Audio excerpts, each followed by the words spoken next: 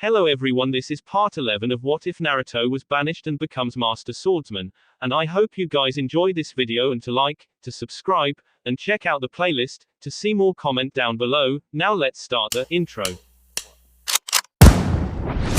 call me a god. They call me a god.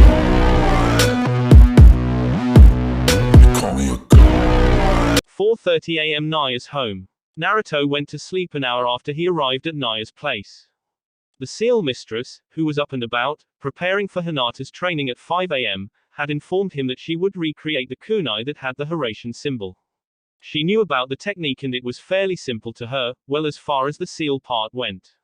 The other part of technique was still a mystery, even to her. She didn't know how her teammate did it, but she knew one thing, it wasn't easy. She would need about 2 vacuotainers of Naruto's blood.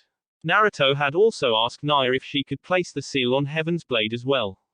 She told him that she would try. Naya was looking over the lesson she had prepared for Hinata, thinking about it only being a week and 4 or 5 days, she couldn't quite remember, but in that short time Hinata was doing well. The girl was a natural. If her progression continued, Hinata would be ready to learn how to remove the cursed seal.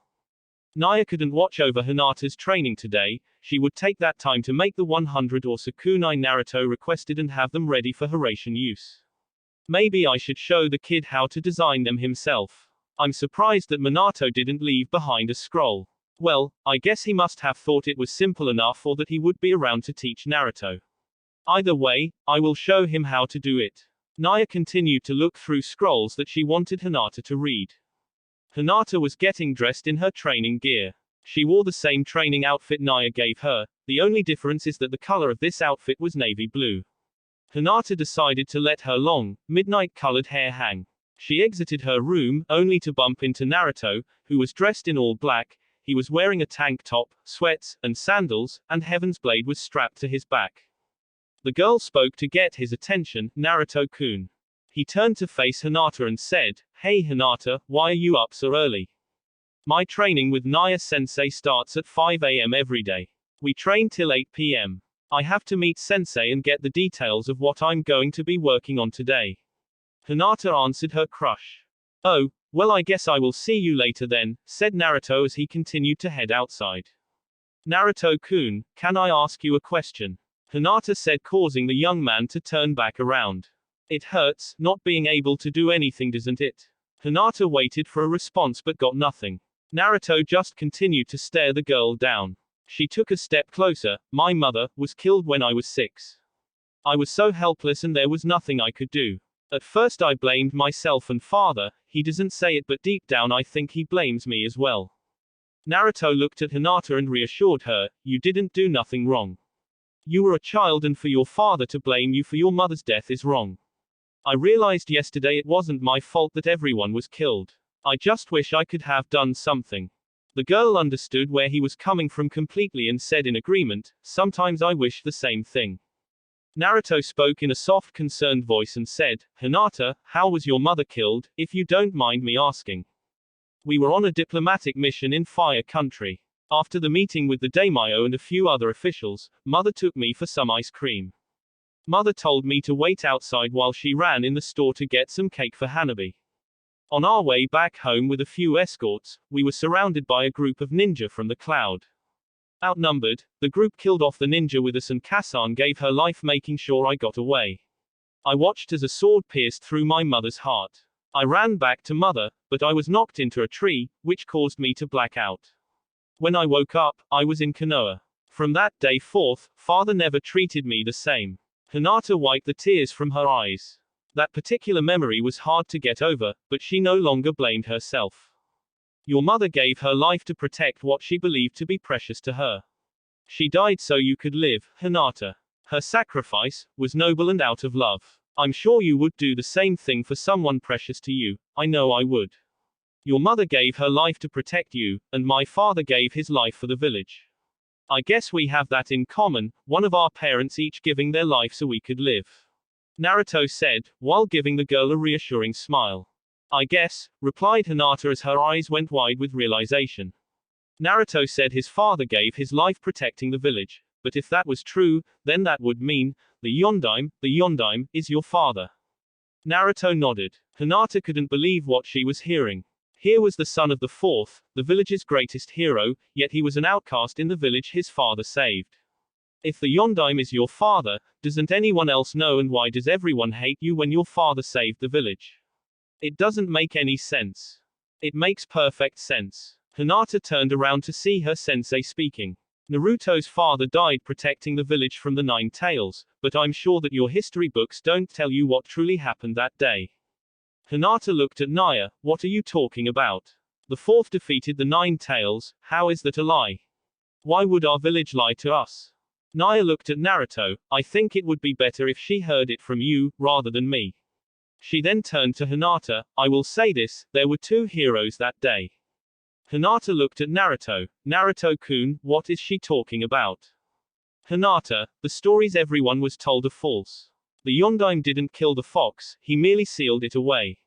He sealed it in the body of a boy, with the hopes that he would be seen as a hero. My father sealed the Kyuubi within me. As her eyes widened from the even greater revelation, Hinata didn't know what to say. Naruto waited for her reaction.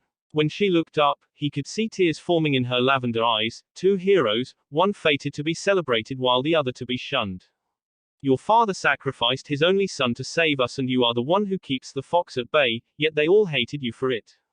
I never understood why father or anyone else didn't like you for that matter, and now I know why. The girl, acting on impulse, grabbed his hand. Both of us, we didn't fit in with anyone. But, I was too shy to be your friend, or anyone else's friend. I'm sorry, Naruto-kun, I could have made the loneliness more bearable. Naruto gently removed her hand. It's not a big deal, Hinata. I can't change the past. What's done is done. I have to make sure that the future is the way I want it. I have training to tend to.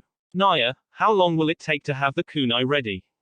It will take about 2 to 3 days. I could have it all done today, but I have other things to do. The sword I can do later in the week. Naya informed Naruto. Thank you, Naya. Naruto said. Yeah. Hinata, you have training to do. I won't be around to supervise your training, but I trust you to do what needs to be done. Naruto, you are welcome to use the backyard. I will see you all at noon, later. When Naya left, Naruto and Hinata were alone in the hallway. Naruto-kun, I just want you to know that you are my hero. I admired you for never giving up and having the courage to pick yourself up when you fall down. I never could do that. But, now learning that you had to also carry a burden out of your realm, well, it makes me feel that I can do anything. I will see you after my training, Naruto-kun. Hinata walked away, leaving Naruto to ponder what she said. She believes that believing in me means she can do anything. I'm not special, why would she even think that? I shouldn't think on it too much, I have to go read these scrolls before I start training. Naruto headed towards the library. Konoha, 8 a.m. Yumi, who has been at the hospital all night with the girl, looked up when the door opened, revealing Sakura. Sakura waved. Hello, Yumi-san. Yumi gave a weak reply. Hello, Sakura-san. Sakura looked around to find no Naruto. Where is Naruto? Yumi looked away. He left. Oh, I'm sure he'll be back real soon. Just seeing yesterday, I know he cares for the girl. I wonder when though. Sakura placed her hand on her chin while looking at the ceiling, trying to figure out when her former teammate would return. He's not coming back anytime soon, Yumi said, causing Sakura to raise her eyebrow at the girl. What do you mean that he's not coming back? Sakura asked. Yumi looked at the girl with a serious expression. Exactly what I said. But, why? That's not like Naruto at all. What would you know about Naruto anyway? Yumi elevated her voice slightly. When she saw the shocked expression on Sakura's face, she put her head down. I'm sorry, I didn't mean it. It's just. Sakura walked over and pulled up a chair next to the girl. It's just what? I don't understand Naruto sometimes. I don't understand what is to be a ninja, or a warrior for that matter, and it creates a gap between us. I'm not like you, Sakura-san, you know what it is to be a ninja and you can relate to Naruto, you can even understand his logic for leaving, but I just don't. I know he has reasons, but I just can't help but be angry at him for abandoning Hayami and me. Could he not have gotten stronger by training here? Yumi asked. hoping the girl could shed some light. So, Naruto has left to train, I wonder if Tsunade-sama knows of this. Sakura looked at Hayami, who looked peaceful and smiled. Naruto operates on his ninja code, I believe it was, Yumi answered for Sakura, never going back on his word. Yes, that's it. You see, it's his ninja way. Naruto will die to keep his promise, if that's what it takes. I think he did this for her and for you. Sakura looked back at Yumi and smiled. Did this for us. He could have stayed here, I know that's what I wanted, it's what Hokage-sama wanted, and it's what Hayami would have wanted. It seems selfish to me. Yumi said to the pink-haired Kaneki. Sakura shook her head, it's not selfish. Naruto did what he felt he had to do. If my guesses are right, I think he wants to detach himself from you guys. I know it sounds cruel, but if he is to get stronger, he can't worry about you guys. I hate to say this, because I know it will only make you feel bad, but Naruto made the right decision. If he's worrying about you guys and something happening, then his training will probably be ineffective, or at least I think he believes that. Everyone has a path they must follow. Naruto believes this is the path he must follow. I know you're not a ninja, but honestly I think you are one of the best things that happened to Naruto. In fact, I'm kind of jealous of your relationship. The way you two interact and have fun, it's something to be envied. Sakura thought, hoping that a certain Uchiha would interact with her more. Yumi rose from her seat. Sakura, I understand. Sakura-san, I'm going to my room to wash up, I will be back later. Yumi got up and proceeded to exit the room. When she got to the door, she stopped and turned to Sakura. Sakura, thanks for helping me see logic through the eyes of a ninja. I still don't understand certain things, but I'm glad you could give me some insight. Don't mention it. Sakura waved her off. Yumi exited the room, leaving Sakura and Hayami all alone. Sakura got up and walked over to the girl. She looked the girl up and down and decided to do a routine check. Still in a coma, but it seems Shizune-senpai has done an excellent job with her scar. In a few weeks, it will fade into nothing. Her breathing is regular, heart seems fine. She seems okay. Let's check her spleen, huh? Sakura was caught off guard by the girl's mumbling. Mommy, Daddy, Shinji ni, Naruto ni-san, help me. The mean lady wants to, the girl's mumbling stopped. Sakura looked at the girl. It seems like she was having a dream and talking out loud. She may wake up soon. Well, I have to go. I will be back later to see how she is doing. Sakura exited the room, leaving the girl behind. Across the hall, Shinji was in the room with Tsunade and Jiraiya. Sakura entered the room, a little surprised to see her sensei there. Tsunade-sama, I thought you were at the office. I'm allowed to leave every now and again, Sakura. After all, I am the Hokage, Tsunade said to her pupil. I didn't mean anything by it, I just didn't expect you to be here, that's all, you either Jiraiya-sama. So, what's this I hear about Naruto leaving the village? He left the village. A shocked Shinji said, causing Tsunade and Jiraiya to turn their attention back to the man. Yes, he said he needed to train in seclusion, Tsunade responded. And you let that idiot go. He might be halfway to Lightning Country by now, Shinji stated. Jiraiya spoke, I don't think so. Naruto seemed pretty serious about training. I have an idea where he's at and well I refuse to say. I guess we will see him in 6 months. Shinji, who was sitting up, looked at Tsunade. When will I be free to leave this place? In a couple more days, but I'm curious, do you have anywhere to stay? Tsunade asked. No, but I don't plan on staying in the village. When I'm healed enough, I plan to track the guy responsible for my clan's demise. Shinji informed the Hokage. Jiraiya shook his head. What the hell is wrong with you young people, thinking you can take on the world alone? It's nonsense. You won't get near him, he's the leader of a powerful village and he happens to be out of your league. A thought came to Tsunade while the two were talking. I got a proposal for you, Shinji. And what type of proposal is it? Shinji asked, with a slightly elevated brow. I want you to fight with Konoha. In 6 months, we will be attacked by the very guy who killed your uncle. You will have 6 months to train. It beats facing the Raikage at your current level. What do you say, Shinji? Okay, that sounds like a decent proposal. I'm in, Shinji replied. Tsunade was glad. From what Kakashi told her in his report, the guy he felt too powerful chakra sources, both stronger than his own. She was glad that Shinji was on the Leaf's side, this would prove helpful to the Leaf. The other power Kakashi told her about concerned her. Kakashi informed her that it was demonic. According to Kakashi, he felt the weird chakra coming from the blue-haired cloud nin that they met in the mist. Tsunade and Kakashi both knew what it meant. The cloud has a Jinchuriki. Tsunade shook herself from her thoughts. I'm glad you plan to stay. You, Hayami, Mai, and Yumi will be staying with me. Sakura interrupted. I have to give Shinji his medicine. Sakura prepared the needle, and then injected Shinji in his arm. Well, that's done. I have more things to tend to. I will be by later to check on you. Tsunade-sensei, Jiraiya-sama. The two Sannin waved the girl goodbye. Tsunade decided it was time she head to the council room for their meeting. Well Jiraiya, I leave Shinji in your hands. Don't make the boy a pervert, okay? I will be by later Shinji, see you soon. The Hokage then exited the room, leaving the two men alone. Shinji motioned for Jiraiya to come close. Jiraiya, I am a big fan of Ica Paradise. I've been trying so hard to get the latest volume, but it has been sold out for weeks. This hospital gets boring, you wouldn't happen to have a copy of it, would you? Sorry Shinji, I don't have it. Shinji put his head down in defeat. Jiraiya went through his GI and tossed a book on Shinji's lap. I don't know if it will help, but that's the author's edition of Volume 12, it's to be released next month. Consider yourself lucky that I like you, kid. Shinji was ecstatic. You're a god Jiraiya-sama. I can't believe this is the author's copy. It's a bit more graphic, but it will be my bestseller yet. Enjoy, I have to go. I will see you later. Take care, Shinji. Shinji didn't even see or care when Jiraiya left. He had an exclusive version of Ica Paradise Volume 12. This would definitely pass the time in the hospital, definitely. Cloud Village, 10 a.m. After the attack a day and some hours ago, the Raikage was walking through the Raikage's tower, heading towards his office.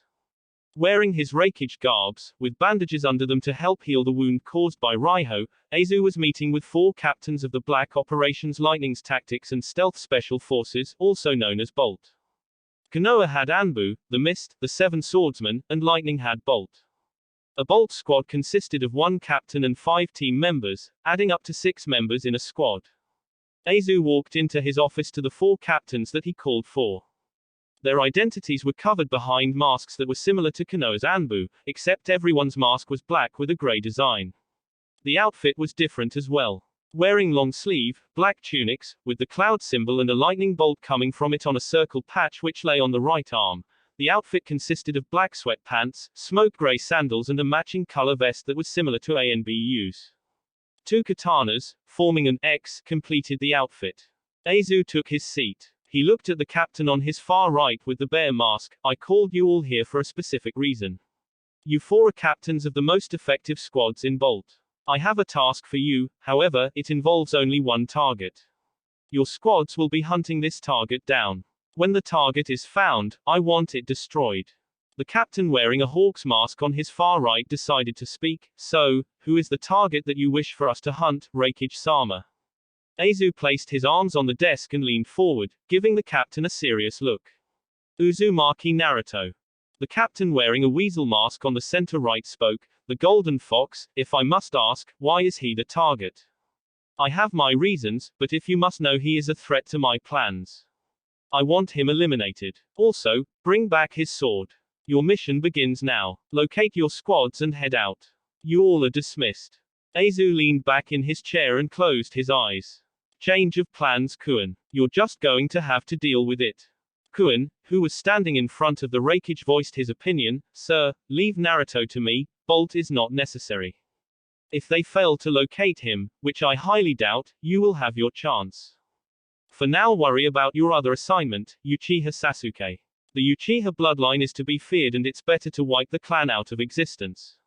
I dealt with Uchiha Itachi, and if Uchiha Itachi is any indication of what Sasuke was capable of, then he could be a problem. The Uchiha must be dealt with, which is why I'm leaving it to you. Uzumaki became something more the moment he obtained that blade, Aizu said to his number 1 soldier. Kuin bowed. Very well, sir. Here is my mission report. I have to return to my squad. You have a good day, sir. Kuin left the office. If anyone was in the hall with him and to see the look in his eyes, they would have shit the pants. Pissed was the only word to describe what he was feeling. Uzumaki Naruto is still my target, to hell with what he says and to hell with Uchiha Sasuke. I will battle that man. Nothing will stand in the way of that, not even you, Aizu-sama. Kuin exited the building, heading to his squad. Back in the Raikage's office, Aizu was wearing an evil smirk. It seems that I will need a stronger leash to control you, Kuin. Noon in Konoha. Tsunade and the council were in the meeting room. Tsunade spoke first. Good afternoon everyone. We are here to talk about the upcoming war and the recent destruction of the Manashu clan. Hayashi spoke. Yes, let's talk about the Manashu clan. I understand that there are only 2 survivors. One is the little girl that Uzumaki stormed through 2 countries for and the other is the son of Shinshiro. I understand the Raikage was behind this. Yes, but it seemed to be a joint strike with their allies. Tsunade answered. What actions are we taking to protect the leaf, Hokage-sama? Inuzuka Chum asked. I have increased border patrols and my strategists and I are coming up with tactical plans. Danzu, however, believes that we shouldn't wait until the exams, we should take our forces and storm Cloud. Tsunade informed Chum and the rest of the council. Homura turned his head slightly to Tsunade. I'm inclined to agree with Danzu. I believe there will be another repeat of Orochimaru. We don't know how strong this guy is, but if he beat Manashu Raiho, then he is not to be taken lightly.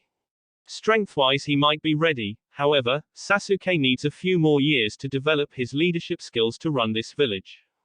Tsunade narrowed her eyes at the old man. If I didn't know any better, I would have just thought you think I will die. That's not it, but we do need to take precautions to protect even you Tsunade. You may be highly skilled, but even you are mortal.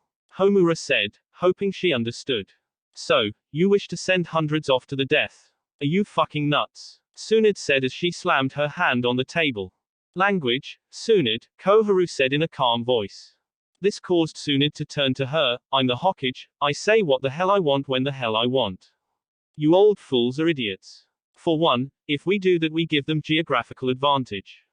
They know that country like the back of their hand, we would be fighting an uphill battle. Tsunade-sama is right. Everyone turned to Shikaku. Explain. Suki said to the man. We'd lose our geographical advantage by attacking the hidden Cloud village. However, here in Konoha we gain that, because we know the ins and outs of this village. They would sorely be at a disadvantage. We can make a final stand and deliver a crushing blow to the Cloud, explained Shikaku.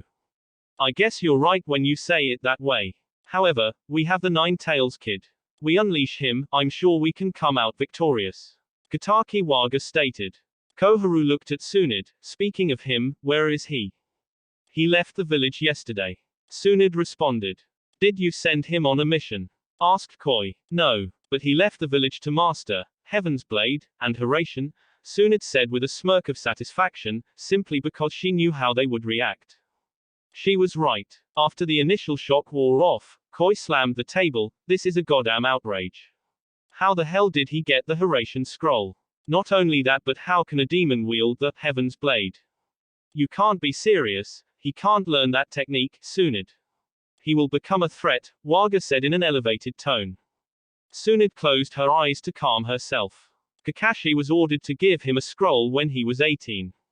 Kakashi gave him the scroll that led him to the Hiraishin scroll. That technique was handed down to him by his father. If he becomes a threat, you only have yourselves to blame. Hayashi was curious as to how the boy was able to get Heaven's Blade. He knew a little of the blade, but how could a kid with a demon wield it? How did Naruto obtain that sword? He went through trials and the sword accepted him as its wielder.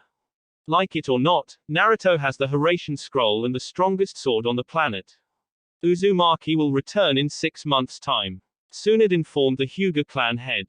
I also would like to know when I can see my daughter, Hayashi asked. This isn't the place for that and you will see her when I say. She is recovering from her injuries. Moving on, let's discuss the upcoming meeting in the rice. Hayashi narrowed his eyes at the subject change, but he would worry about that later. Right now, the talk about the meeting was more important. I will only be taking 3 nins with me this time. Kakashi, Anko, and Shikamaru, Tsunade informed the council. I have a request, could you also take Hanabi with you? I think this trip will educate her in the way of politics. Hayashi asked hoping she would agree. Tsunade shook her head giving her answer, request denied. Hanabi will stay in the village. I understand where you are coming from, but it is too dangerous to take her with her current skill level. Also, she is of the main family, and we wouldn't want the Hyuga Keke Genkai falling into the wrong hands. What about Senzairu? Himura questioned. He will remain here. He and the Reikage have a long history and I fear he will attack the Reikage. When Tsunade answered Himura's question, she turned to face chooser Akamaiki who asked, what is going to be done about the people in the stadium, Tsunade-sama? We will follow village protocol. Remember, this Chunin exam is going to be big. People from all over will be attending and I don't think that the leaders of their respective villages would put the daimyo in danger. But, I could be wrong about all of this, either way our first priority is to get the women, elderly, and children to safety. Tsunade could still see the anger on some faces. She suspected it had a lot to do with Naruto. Among the visibly angry was Jin Wei. Staring into the desk with an angered expression, he slowly lifted his head and turned to Tsunade. Excuse me for saying Hokage, but you have just sent this village to hell in a handbasket. The comment caused Tsunade's eyes to narrow. What did you say? Wei Jin returned the look. I said you sent this village to hell. First, you give the demon the Horatian scroll, plus he steals Heaven's blade on top of that. We're doomed. Tsunade was about to respond, but she heard a voice before she could. Demon, to be able to wield a blade that the heavens itself allowed illustrates the view that many have on Uzumaki is unjustified. Everyone turned to the usually quiet Shibi. Softening his eyes slightly, Wei spoke, what do you mean? Chum folded her arms and shut her eyes, smiling all the while. Her former teammate was always like this. Always shedding light, making things become easier to see, as opposed to being blinded. That's what she liked about him, never judgmental and always examining every aspect. She looked on as her teammate decided to educate Wei. To simplify it, the heavens wouldn't aid a demon. Are you saying that the boy is human? Impossible, he is the QB reincarnate. Wei Jin said with an elevated voice, filled with anger.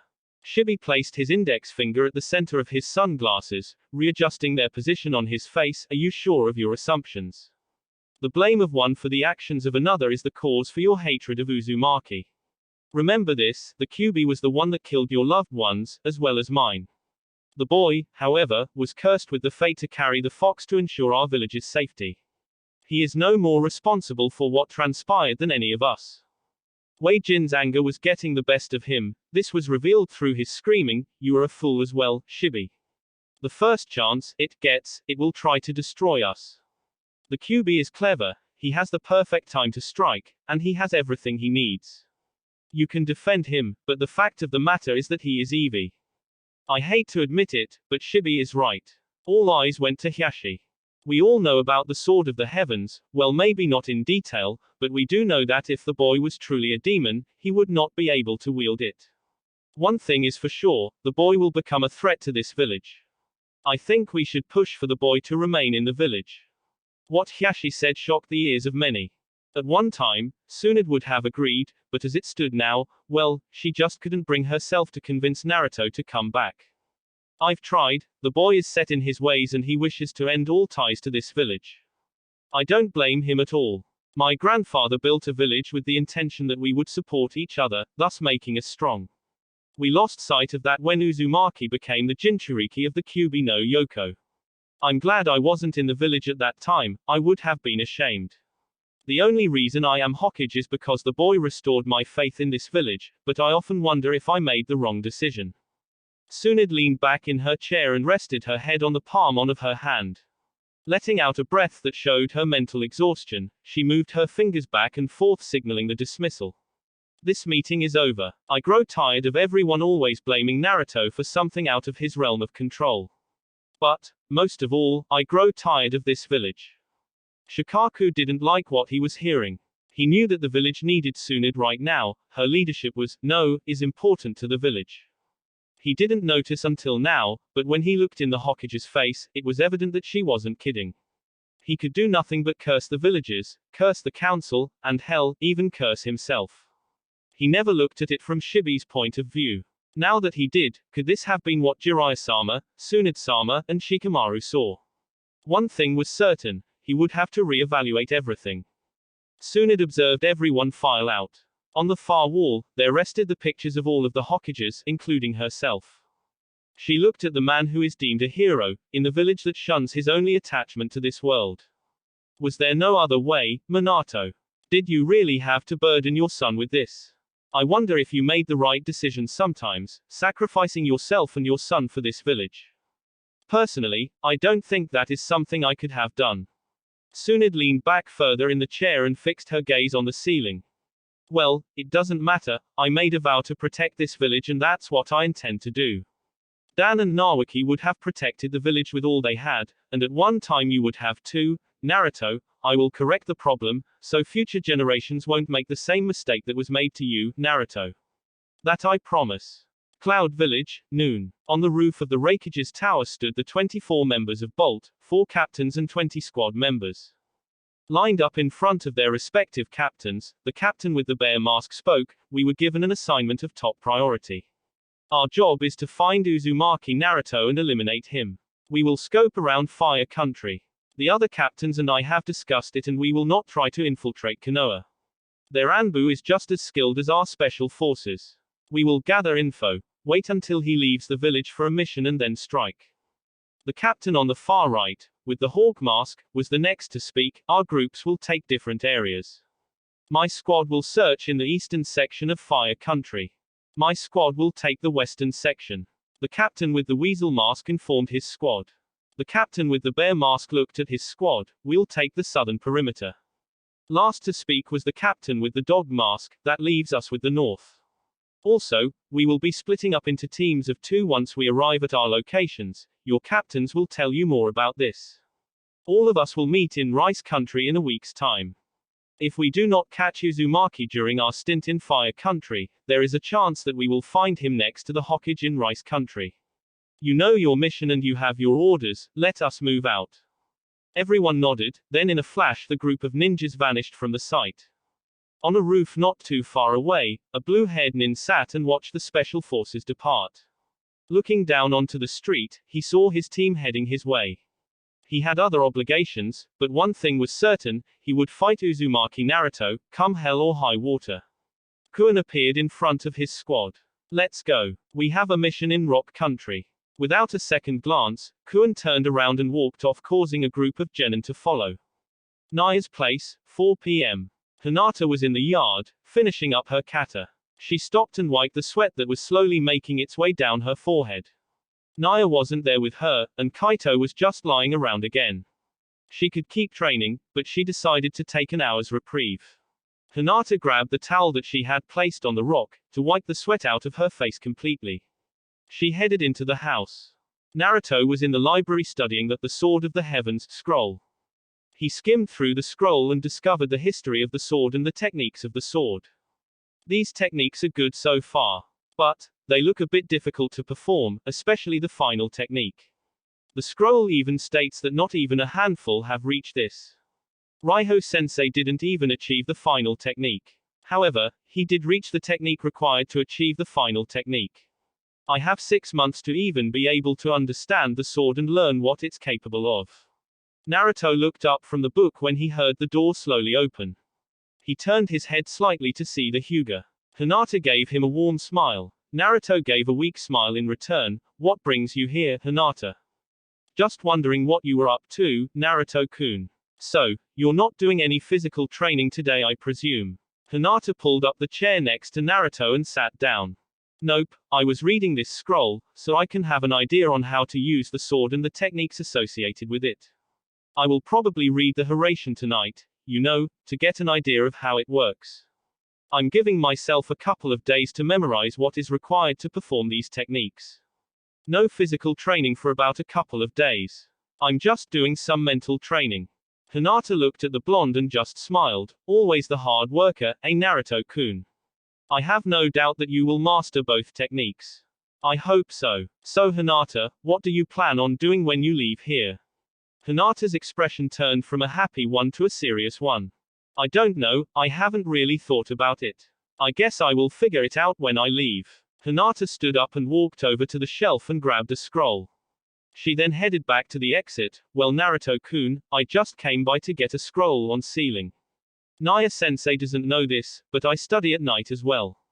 I will see you later, Naruto-kun. While she was leaving the room, Naruto waved his hand, saying goodbye to Hinata.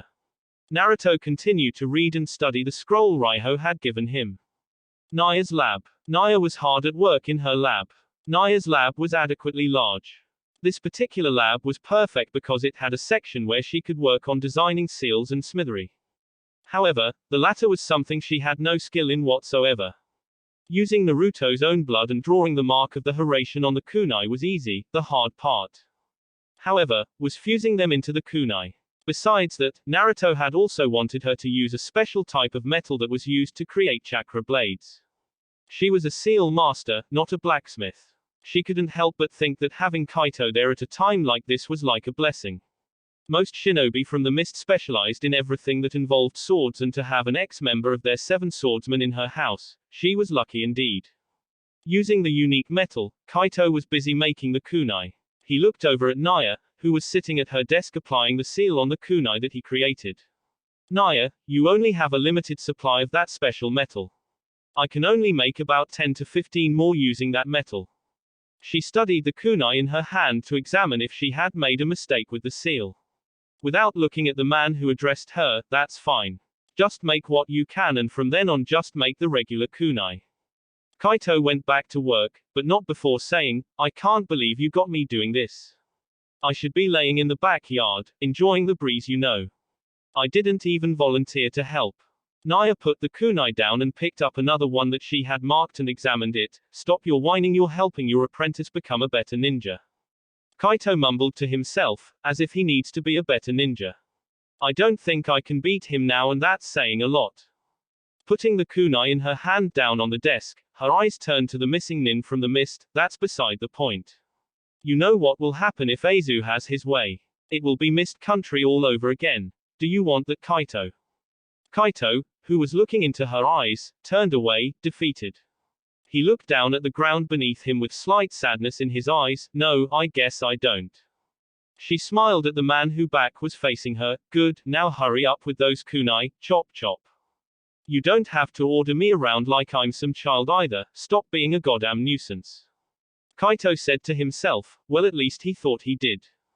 Who's a goddamn nuisance? Maybe, I should give you away to those hunter nins from Mist Country. Naya said the last part with a devilish glint in her eye. Okay, you're not a nuisance, he said to ease the tension. Closing her eyes satisfied, she smiled. I know I'm not a nuisance. You're just a bossy bitch. He said this even lower to himself, hoping that she didn't hear what he said. When one of the newly formed kunai flew at his head and hit the wall behind him, he knew she had heard what he said. The other 5 kunai that he saw coming at him solidified it. Kaito did what anyone would do when angering a woman like Naya. He ran for dear life. Come back here, you bastard. How dare you call me a bitch? I will skin you alive. Just wait till I get my hands on you. Naruto, who looked up from the scroll he was reading, heard the commotion and just shook his head. She can be a little off at times, but I would never tell that to her or any woman's face. That's suicide. I'm crazy, not stupid. Poor sensei. Hinata was outside in the yard practicing when she heard her sensei. She shook her head as well. Bad move, Kaito-san, I pray for your safety. Hinata turned back to the training dummy she had set up and continued with her strikes. 3 days later. 3 days had passed, they were uneventful and each day was pretty much the same. Naya and Kaito came to a truce. Well, it was more of him pleading and submitting to her will, and a lengthy apology. Naruto studied both scrolls while waiting for his kunai to be Hiraishin ready. Hinata continued her training without the assistance of her sensei, for obvious reasons. It was around 7 in the morning. Naruto was in the library studying the Hiraishin scroll. He was hoping to put to use what he learned. The above could be said for Heaven's Blade. Naruto now knew why the sword rejected him when he attempted to draw it against Senzairu. He also knew the reason behind the sword glowing while he was at the Valley of the End. Without realization, he had activated the sword. This activation was a technique in itself. It was known as First Light, or Dawn. He reasoned that the bright glow was the reason for the name. Naruto, who was reading the Hiraishin scroll, was interrupted by an exhausted-looking Naya. Naruto, follow me. Naruto put the scroll down and followed the woman out of the room. Naya had led Naruto to the training area in the backyard. In the backyard, he saw Kaito spinning a kunai with the Hiraishin mark on his hand. Naruto looked down to see that Kaito had his foot propped on a box that had the 200 or so kunai he had requested inside. He looked back up at Kaito, who then tossed Naruto the kunai. Naruto caught the kunai and gave it a once-over. He noticed that his chakra started to go into the kunai. Naruto smiled at this. The blonde looked up when he heard the blue-haired man speak. I was only able to make 22 due to the limited supply here. Naya walked up to Naruto and handed him a scroll. The chakra kunai are in here. I need your sword, Naruto. Naruto took the blade off of his back and handed it to Naya. Glancing at the sword, she looked up at Naruto. You will have this back in a couple of hours. He nodded, understanding that the process would take long. Kaito moved away from the box of kunai and walked toward Naruto. When he got near the boy's left side, he stopped and whispered, I want to see how far you have come with a sword. When you get it back, come find me. Naruto gave a slight nod and headed to the box that was filled with kunai. Naruto turned around to see Naya was near the entrance. He yelled out, Hey, what do I owe you? Naya put up her hand, You owe me nothing. Trust me, kid, when I say that it was a pleasure. I think any SEAL master would love to be able to do what I did for the past 3 days, well, those not attached to the hidden villages who feared the yellow flash. Either way, it was definitely a pleasure. Excuse me, I have other things that I need to work on. Enjoy your training. Naruto looked at the kunai that was in his hand with a grin on his face. I guess it's now or never. He was now ready to test what he had read in the scroll. He was ready to try and execute the Hiraishin. Konoha, 11 a.m. In a hospital room, a little girl's heart was starting to race. Yumi, who was in the room with her, was sitting in the chair at the far end of the room sleeping, clueless to the girl and the expression on her face. This expression was one of fear. Hayami's dreamscape. Hayami found she was alone in a forest. A familiar Kaneki, who was giving her a sick grin, slowly chased her.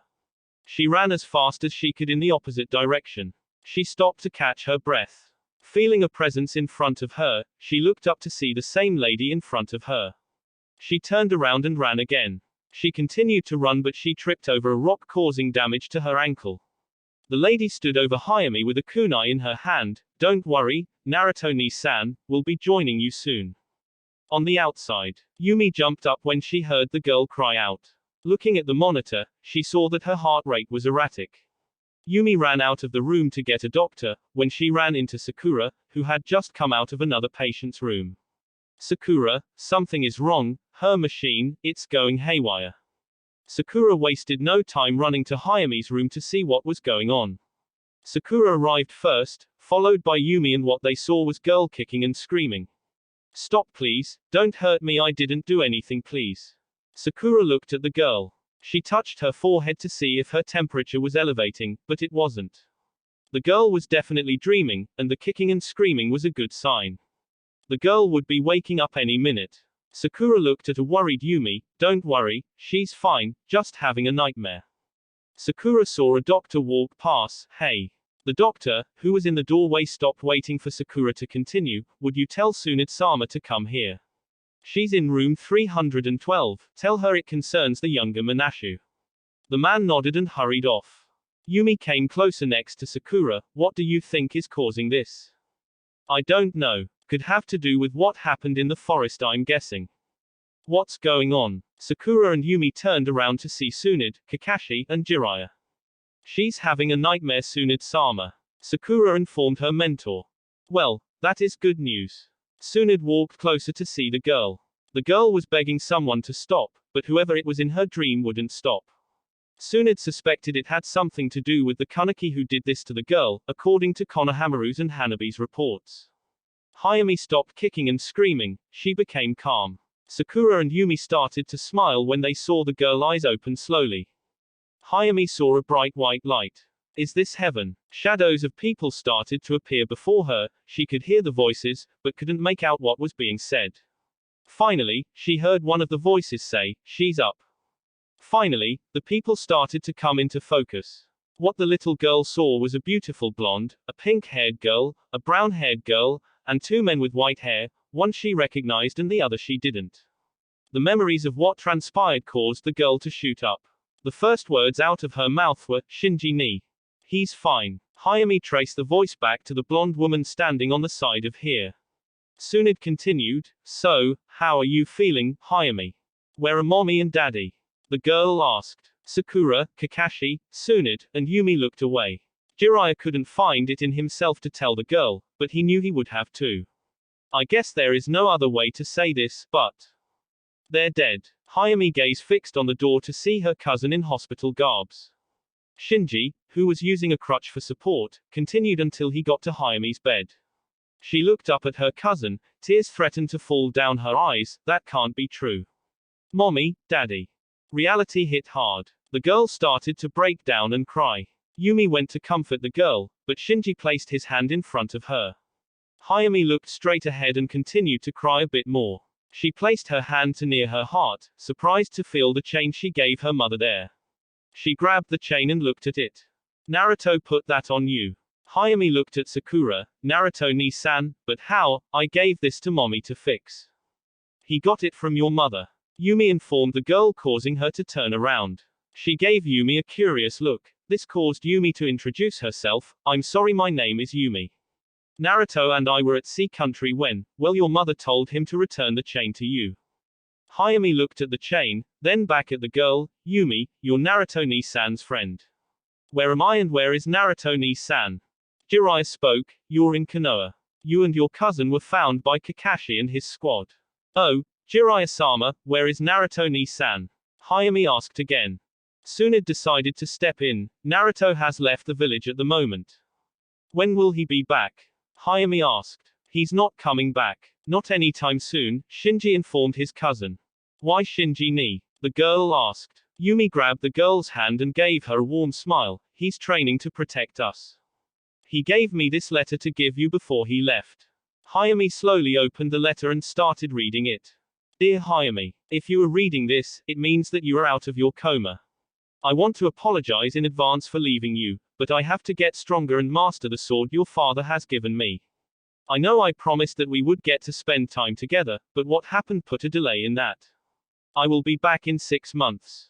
That much you can count on, because I never go back on my word. Be safe and look after Yumi for me. Also, tell Shinji he's a fatty head. I will see you in 6.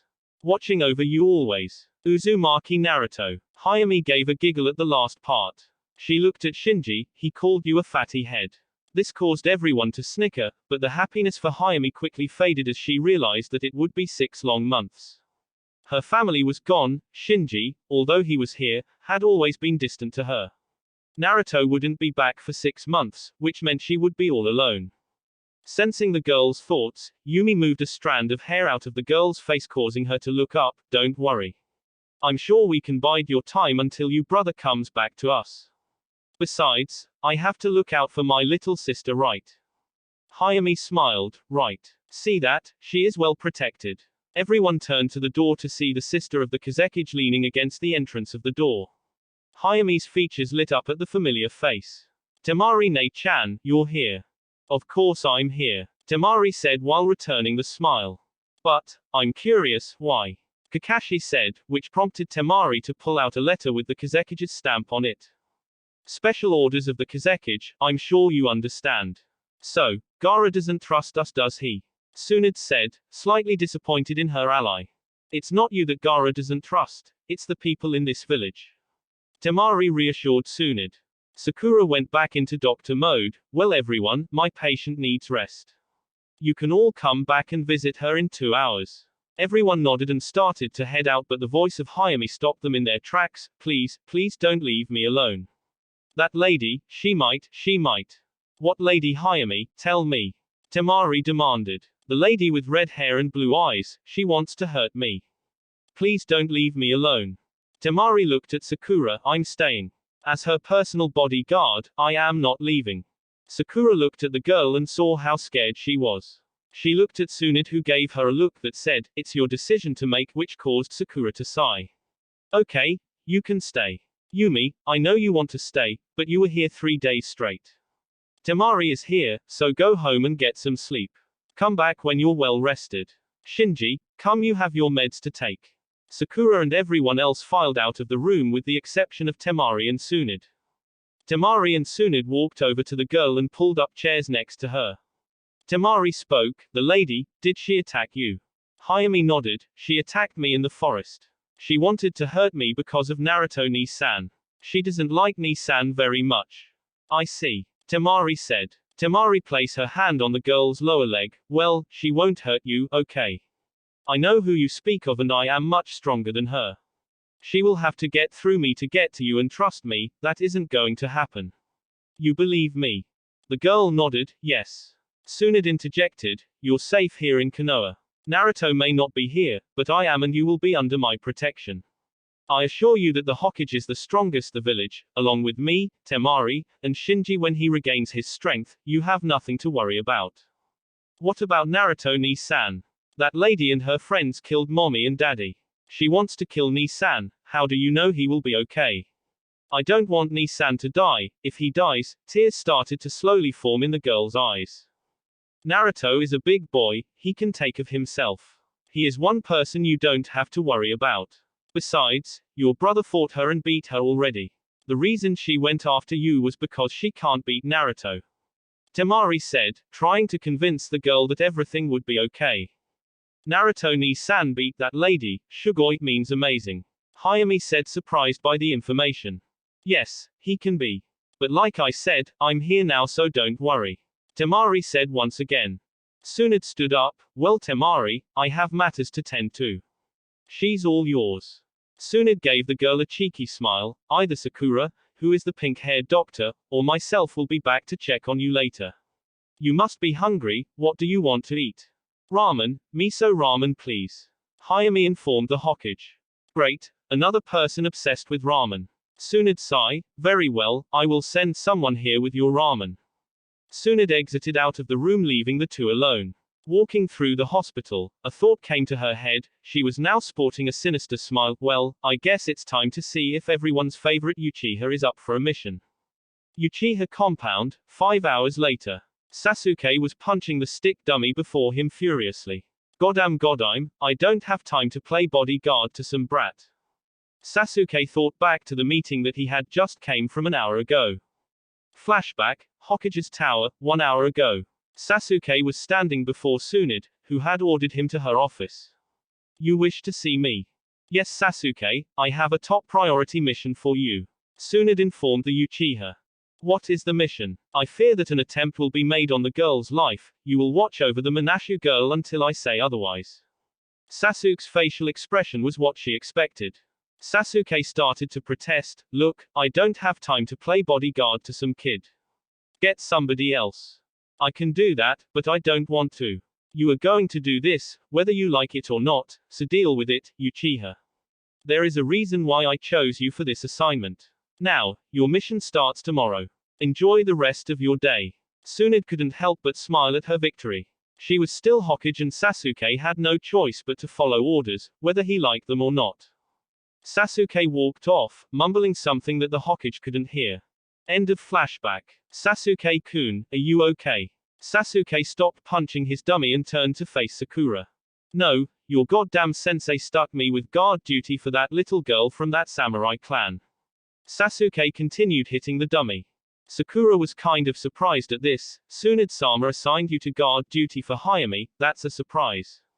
"Well, with you and Temari guarding her, I'm sure nothing will happen." Sasuke stopped hitting the bag and looked at Sakura, "What? If Temari is guarding the girl, then why the hell was I assigned to the girl?"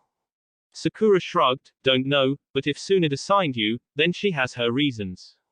"Well, I stopped by to ask if you want to grab something to eat." Sasuke turned away from Sakura, trying to figure out the Godaime's motives.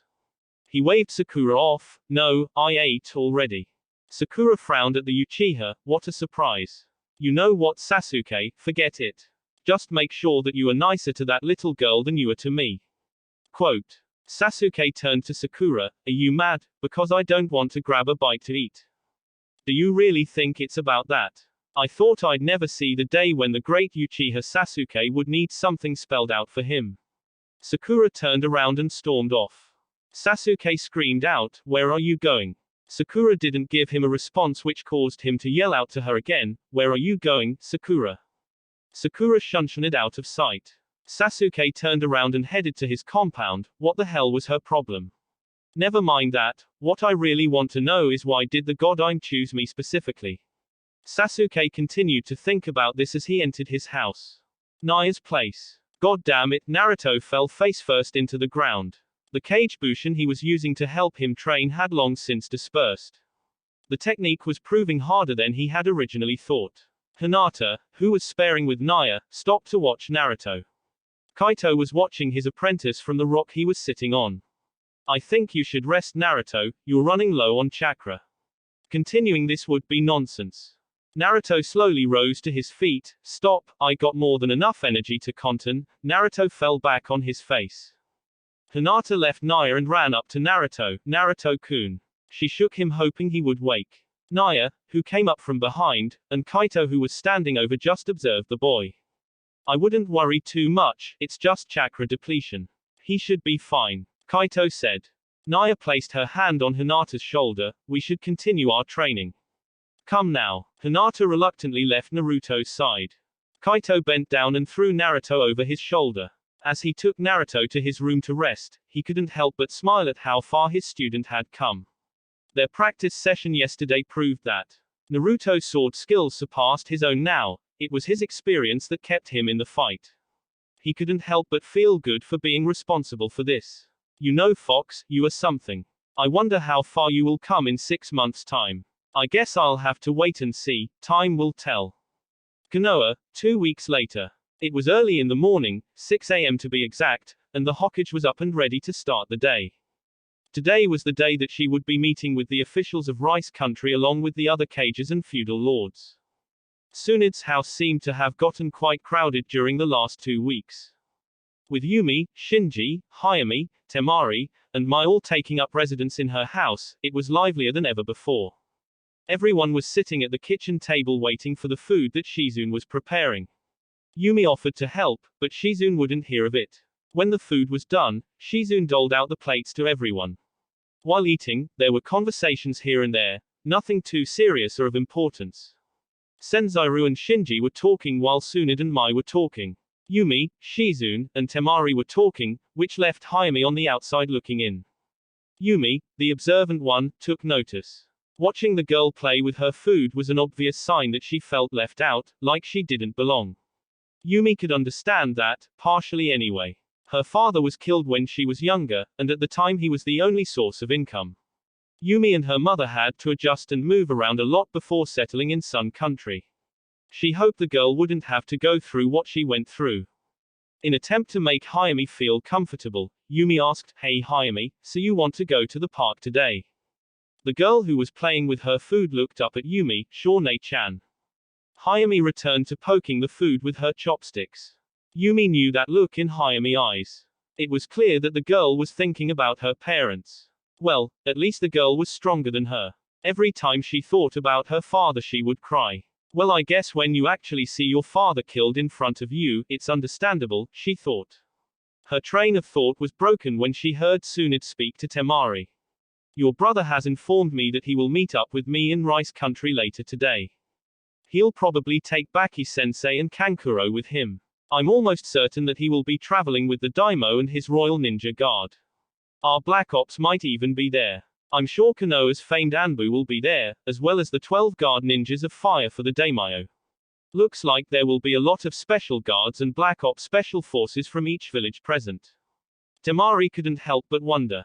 Mother, would you reconsider? Senzaru's voice cut through the air causing Temari to break away from her thoughts. My mind is made up. You are to stay in the village. You know more than anyone that I will be fine. Besides, I will have the best of the best with me. She didn't say that to ease his mind. No, she knew his motives. He wanted to see Aizu, and that could possibly lead to a conflict, something she didn't want. This was a simple meeting. Her life wouldn't be in danger. She was traveling with the famed Kakashi, Orochimaru's first apprentice Mitarashi Anko, and her clever strategist Nara Shikamaru. Asuma would be there as well, but his duty would be to protect the Daimyo first and the Hokage second. If that wasn't enough, Neji and Yugao's Anbu Scout would also be there. Tsunade was no fool, she knew that an attempt could be made on her life or the village could be attacked, which is why she would take 2 Anbu squads, and her 3 personal guards as backup. Senzaru hated the fact that he could not go, but he did have obligations to his team. He needed to get them ready for the Chunin exam. Senzaru stood up and picked up his plate. Well, I have to go. I wish you would reconsider, mother. I'm sure my squad would love the day off. But, I already know your answer, so I'm leaving. I will see you when you get back tonight. Senzaru walked off, leaving the group behind. Tsunade also had to get going. She would meet with the Daimyo, 12 guard ninjas of fire, and her 3-man squad at the gates. The Anbu would be there, just lurking in the shadows unseen. They were to set off in another hour. Tsunade slowly rose. I should be going as well. I will see you all this evening. The Hokage walked up to Hayami. What do you want me to bring you back? I'm sure I can bring you back a doll or something. Hayami was still nervous around everyone, and it showed. Well, if it's not too much trouble, could you get me a fox stuffed animal? Temari Ne-chan said that they don't like foxes in this village. It reminds me of the story Naruto Nisan told me about the boy in this village. When Hayami mentioned the story Naruto told her, it caused Tsunade, Temari, Shizune, Mai, and Yumi to look at each other. Tsunade placed a hand on the girl's shoulder. What did Naruto tell you in this story? Hayami's eyes shifted to the top left corner until what he told her finally came back to her. Well, Nisan said that the girl expanded her arms wide, fox known as the Nine Tails attacked this village a long time ago. The village's hero showed up and beat the bad fox by sealing it inside of a baby boy. Nisan said that everyone thought the boy was the demon. He was hated in this village and was kicked out. He said the boy travels the world and nobody knows where he is. It's a sad story. I wish I could meet Foxy Nisan and be his friend. The girl looked into Tsunade's eyes. If you are the leader of this village, then why did you kick out Foxy Nisan? Don't you like Foxy Nisan? Tsunade couldn't help but look away. She was indeed responsible for Naruto's banishment. Tsunade gathered her thoughts, then turned to look in the girl's emerald-colored eyes. I don't hate Foxy Nisan, as you call him. In fact, I have been trying to find Foxy Nisan for a long time after his banishment. I always wanted Foxy Nisan to succeed me, because I believed he was, and I still do, that he is the only one who could. He's the closest thing I have to a grandson, and well, the decision I made was in the best interest of Foxy Nisan and the village. Do you understand that, Hayami? I guess. But, Foxy Nisan is still out there alone. Do you think he is okay? Hayami asked the Hokage. Tsunade turned to see everyone's face, which were decorated with a smile or a smirk. She then turned back to the girl and gave the girl one of her sincerest smiles. I'm almost positive that Foxy Nisan is okay. Hayami's face smiled. I hope so. Tsunade, who was bending down, rose back up to stand. I will get you a fox stuffed animal. I'm sure it will make you feel closer to Foxy Nisan. That is why you want one, right? The girl nodded. Tsunade couldn't help but like this kid. There was an innocence in this girl that made her grateful that she had an impact on Naruto. Sasuke might not understand her reason for assigning him to guard duty, but there was a perfect reason. The girl was like him in many ways and probably the only person in the village right now who could relate to him. She didn't do this just for Sasuke either, she did this for Hayami. She knew Naruto wouldn't like Hayami hanging with Sasuke, but Tsunade knew that in the end, everyone would benefit from this. Tsunade waved bye to everyone when she left. She was now on her way to Rice Country, to meet up with those responsible for the girl's situation. She couldn't worry about that, although she felt for Hayami and Shinji. More so Hayami, she was a leader of one of the 5 great shinobi villages. She had priorities and other matters she had to worry about. Such was the life of a Hokage, she mentally said to herself. 5 minutes or more passed as Tsunade had approached the gate and was greeted by Anko, Shikamaru, the Daimyo and his 12 ninjas of fire. The only person who was missing was the copy ninja. After a half an hour or so of waiting, Kakashi finally arrived. Tsunade didn't have time to bash the copy ninja for his tardiness. She just ignored it and the group proceeded as followed, with the Anbu close behind in the shadows. 3 hours later, Yumi decided to take Hayami out to play. Her goal was to keep the girl's mind off of everything that has happened. Temari and a pissed-off Sasuke followed. Hayami turned back to look at Sasuke and said, Sasuke-san, I was wondering if you could, well. He gave the girl an annoyed look, spit it out already. Well, yesterday, you scared that guy by changing your eye color from black to red. I don't know why he was scared, but I thought it was pretty. Could you change them to red? I like when they're red. Hayami asked, hoping he would do it. You want me to activate my Sharingan, why? Sasuke asked the girl, getting even more annoyed. I told you, I like how it looks. I wish I could change my eye colors. Well, Shinji can when he uses Niteki Raken, but they turn sky blue not red like yours. The girl informed Sasuke. Sasuke didn't know that they had a bloodline. He would have to see this Shinji fight one day. Broken from his thoughts when he felt a tug on his sweats, Sasuke looked down. Please, just once. Sasuke couldn't help but feel proud that the girl wanted to see the Sharingan. It was magnificent after all. Sasuke closed his eyes, he then opened them slowly to reveal the Sharingan. Yumi was happy, Shugoi. Sasuke closed his eyes and smirked in conceit, yea, the Sharingan is pretty amazing. There is a reason why it is the most feared bloodline. Yumi tapped his shoulder, Sasuke. He opened his eyes and looked at Yumi. She pointed to Hayami, who was being tickled by Konohamaru a few feet away. Temari couldn't help but snicker. The girl crushed his ego without knowing it. Yumi spoke Hayami's defense, you shouldn't get too mad, Sasuke. Kids at her age are quick to jump to something new. Sasuke turned to Temari, I don't think she needs 2 bodyguards, so we'll switch shifts in about 3 hours. Is that fine with you? Temari nodded, sure. Sasuke disappeared in a whirl of leaves. Temari looked at Yumi, well, I guess his feelings were hurt. Maybe, but would you just look at her, she seems happy whenever she plays with Konohamaru. Yumi pointed out. Yeah, so it would seem. She's still having nightmares about that lady. Whatever that Cloud Kaneki did, it was traumatizing. Temari mentioned. How long do you think it will take for her to get over it? Yumi asked in a concerned voice. Temari shrugged, I don't know, usually with something like this, you have to face your fears to move on. But I'm glad that she is enjoying the moment. Yumi nodded in agreement. Yumi saw a familiar face walking towards them when she looked to her right. She remembered the pale-eyed girl from the hospital. Hanabi walked up and greeted the 2 women. I see that he's acting like a child again. He's just playing with Hayami. Yumi pointed out. Yes, but acting like a kid nonetheless. Hanabi said. Konohamaru, who had Hayami over his head and was moving her back forth while she pretended she was a bird, stopped when he saw Hanabi stand next to Yumi and Temari. Placing Hayami on his neck, Konohamaru walked up to Hanabi. Hey Hanabi-chan, how are you this morning? Good, I guess was the only reply the girl gave. Well, I was going to take Hayami here to get some ramen, care to join? Konohamaru asked. Hanabi thought about it for a second before answering. Okay, but you're paying. Let's go before I change my mind. Konohamaru motioned everyone to follow him. Temari and Hanabi mentally sighed because ramen was their least favorite dish, but Temari was ordered to watch over Hayami, and as for Hanabi, well, she didn't like Konohamaru, or so she believed.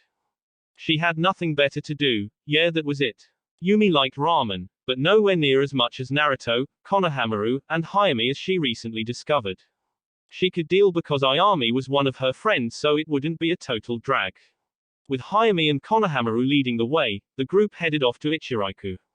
Naya's place. Naruto was in the backyard practicing with the sword. He had made close to 50 clones to help gain information on how to perform the techniques faster. Using the sword's first technique, which was simple activation, was pretty much second nature to him now. The technique he was trying to perform, on the other hand, wasn't. Goddamn it, even with all of these clones, I'm still where I was at yesterday. Kaito, who was lying down on a rock, watching, spoke, stop complaining. You think that mastering a blade of that caliber would be a cakewalk? Just keep practicing and stop your whining. Easy for you to say, you're not the one trying to master this sword. Naruto said in a slightly aggravated tone. You're right, but I wouldn't be bitching like you are. Just continue in silence please, I'm trying to rest. Kaito laid back on the rock and placed his hat over his face. Naruto ignored his sensei and continued on with his training. He had no time to waste. He only had 6 months to master 5 techniques. There were 7 in total, but there were special requirements to obtain those 2 levels that not even the scroll mentioned. The scroll did say that it was up to the wielder if those 2 techniques ever wanted to be reached. Naruto wasn't focused on those techniques, he couldn't worry about that. He just needed to master 5, well 4 since he knew 1. Either way, he had little time, because he had to master the Hiraishin, which was giving him the most trouble. Something had to give, he thought. He figured that he would eventually get it. Naruto gripped his sword tightly. He then jumped in the air and swung with all of his might at the ground. Naya and Hinata felt the ground shake outside. Naya, who was looking left, turned back to Hinata. I see he's working hard. But, if this continues, I don't think I'm going to have a backyard. Naruto-kun has always been the type to give it his all. I'm sure he will get the jutsu soon. Hinata said, fully believing what she said. Naya saw the look in Hinata's eyes every time she mentioned Naruto. The seal mistress had an idea. She wanted to know how far Hinata had come, and knowing her love for Naruto, she wanted to know if the girl was ready for what she had planned. Well, she would soon find out. The house shook again, causing the table and the floor beneath them to vibrate.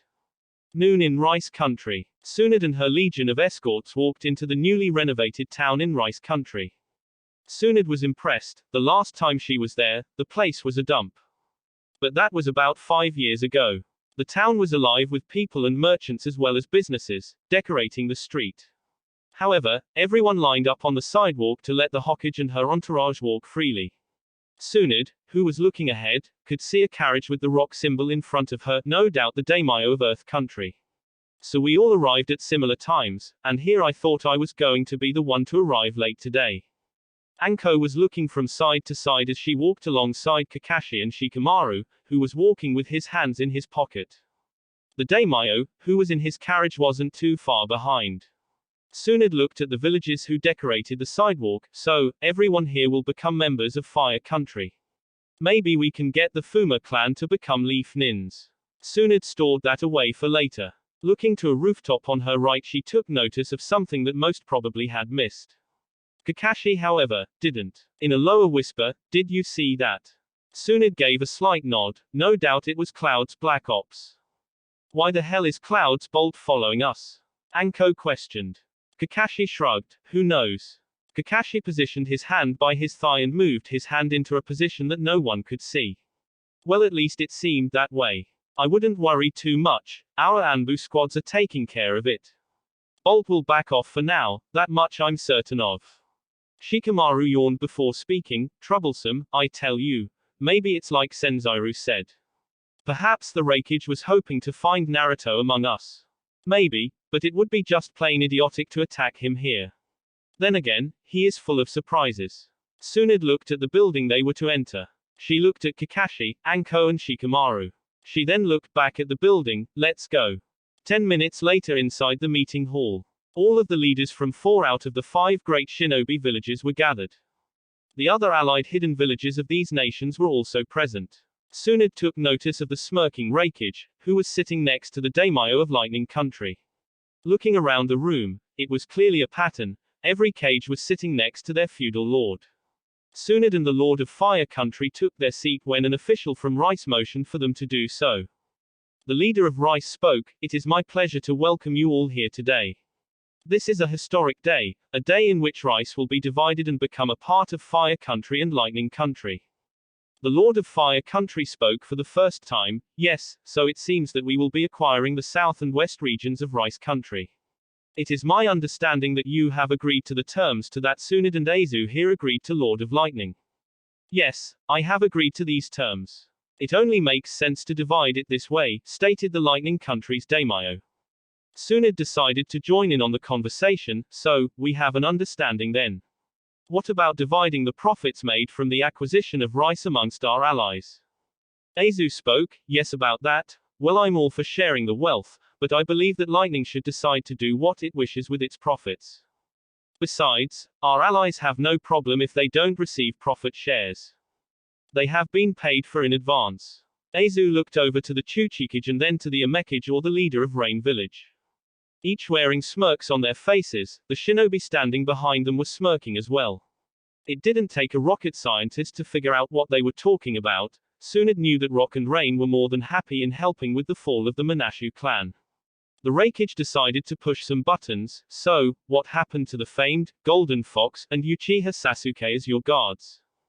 Naruto is currently mourning the loss of the Manashu clan. She closed her eyes and gave a slight smirk before continuing, I almost had to do everything in my power from convincing him not to cause destruction to those involved. Most of all, I had to hold him back from hunting down the idiot who thought it would be wise to injure Ryo's daughter. Kumoko's hand twitched, but her smile was what caught Gaara's attention. He was doing everything he could from not letting his sand rip her apart. Kakashi was the next to speak. You're lucky, Kumoko-san, for two reasons. One, Tsunade-sama may have saved your life, and two, the girl lived. The Lord of Fire Country picked up on what he heard. He wasn't a stupid man, and the way Kakashi said that could only mean, you ordered the extermination of the Manashu clan. He said to the Daimyo of Lightning. Yes, however that has nothing to do with you. They were not allied to you, so it shouldn't matter. The Raikage spoke for the Lord of Lightning. I don't know about Konoha, but it has everything to do with Sand and myself. Everyone turned to Gaara. I issued a warning to Cloud, Rain, and Rock. If anything happens to that little girl, I will make what Naruto did in your respective countries look like a festival. This caused the Amekage and the Chuchikage to narrow their eyes.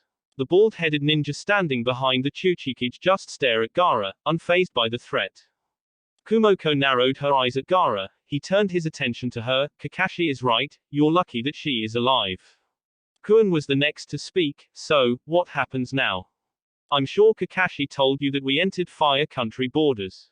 Does this violate the treaty and send us into a hopeless war? Tsunade shook her head. No, Kakashi followed protocol and your squad left without resistance. The Manashu clan was allied to no one, so we have no reason to declare war. Besides, wasn't this meeting to end the war? I would be more than glad to sign these papers and get this over with. I see war has made you weary, Tsunade. Aizu said, taunting her.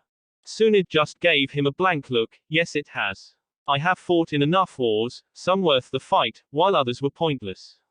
So many good shinobi lost to pointless battles. I just want to end the bloodshed. I guess you do make a point, but without war, a shinobi is as good as dead. Aizu countered. Tsunade decided not to respond. The Daimyo of Fire Country looked at the Daimyo of Rice Country, signaling him to get the documents ready so they would be able to sign it. The Daimyo of Rice motioned for his men to go retrieve the documents. He will be back in 5 minutes. Shikamaru observed everyone that was present. Temari had informed him to look out for a red-headed Cloud Kaneki. He could only assume that this was her. She's lucky that Naruto didn't come to Cloud. I'm sure he would have unleashed the 9 tails to bring down the village. He whispered to Anko, the tension seems high in here.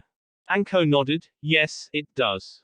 That Raikage, Senzairu says the guy is strong, but he doesn't look it. Well, looks aren't everything. You should know that better than anyone. Shikamaru said, causing Anko to nod in agreement again. What could she say? The boy was right. She looked over and saw the girl that Gaara threatened.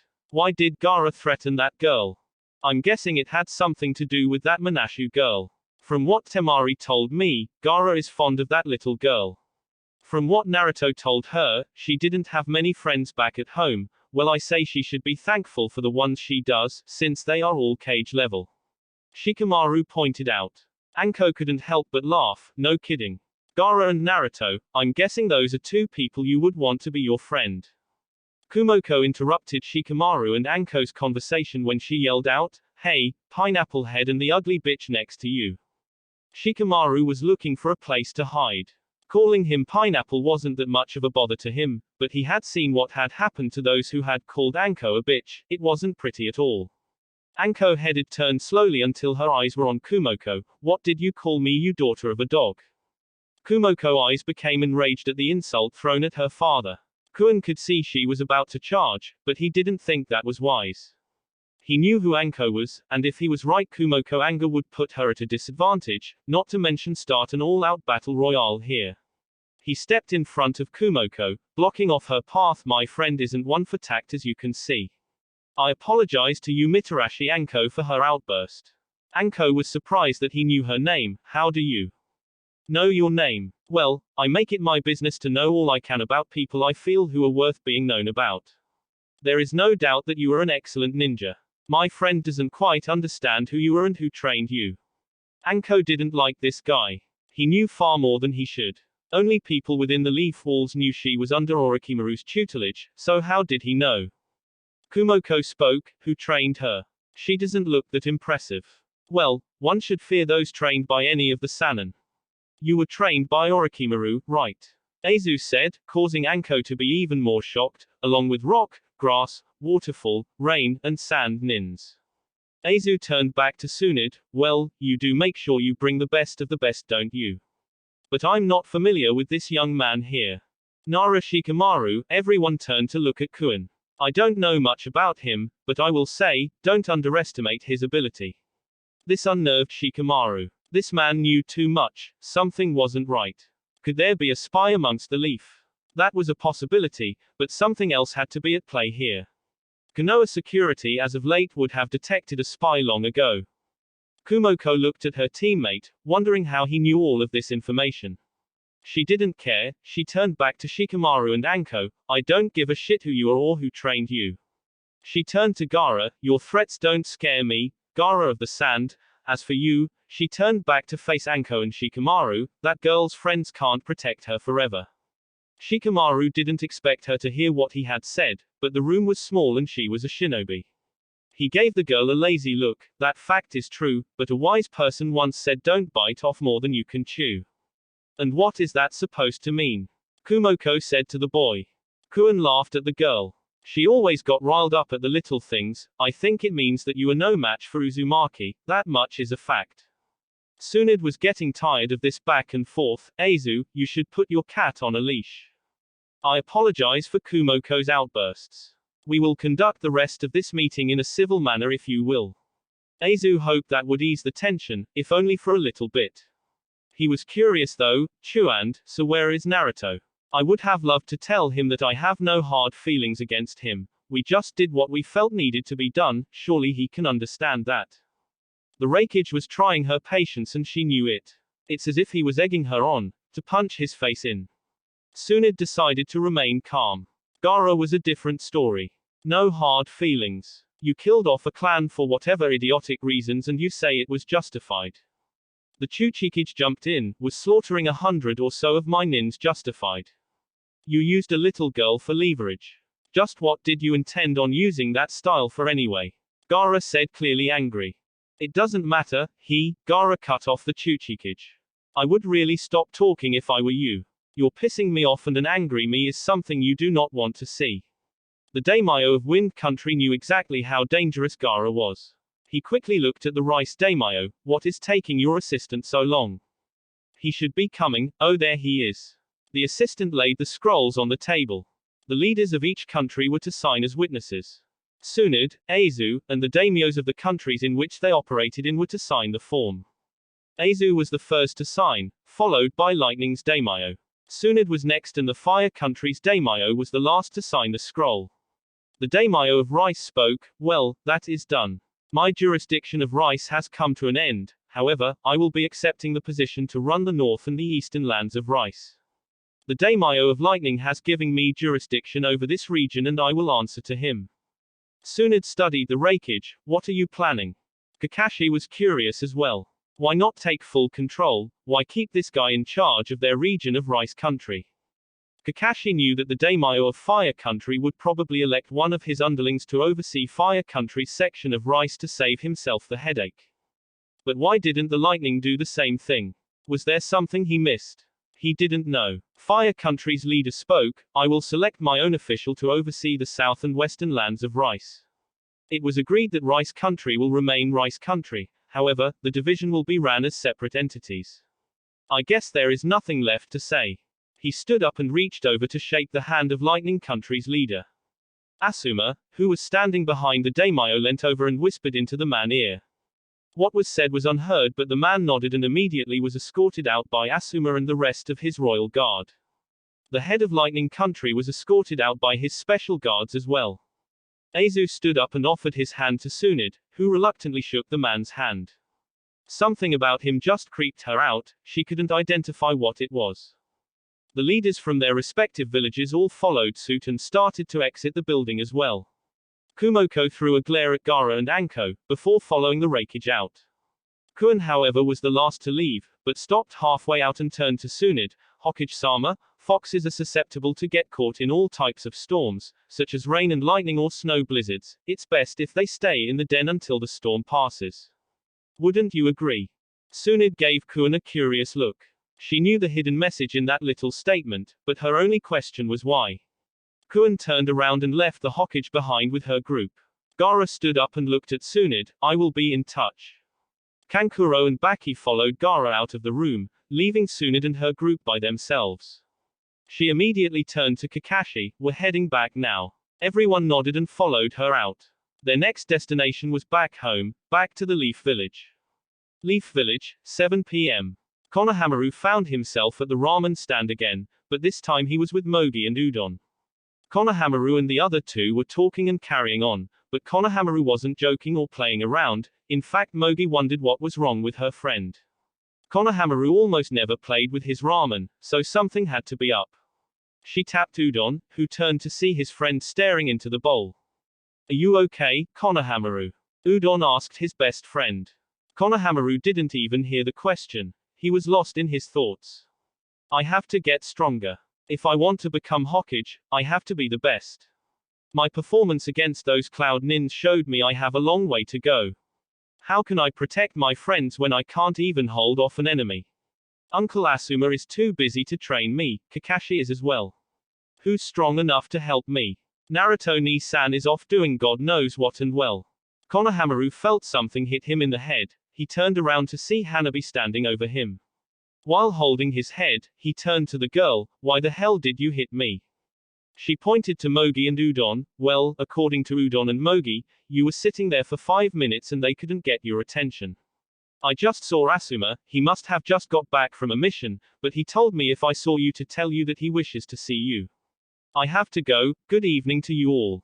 Konohamaru put his yo on the counter and left without as much as a goodbye.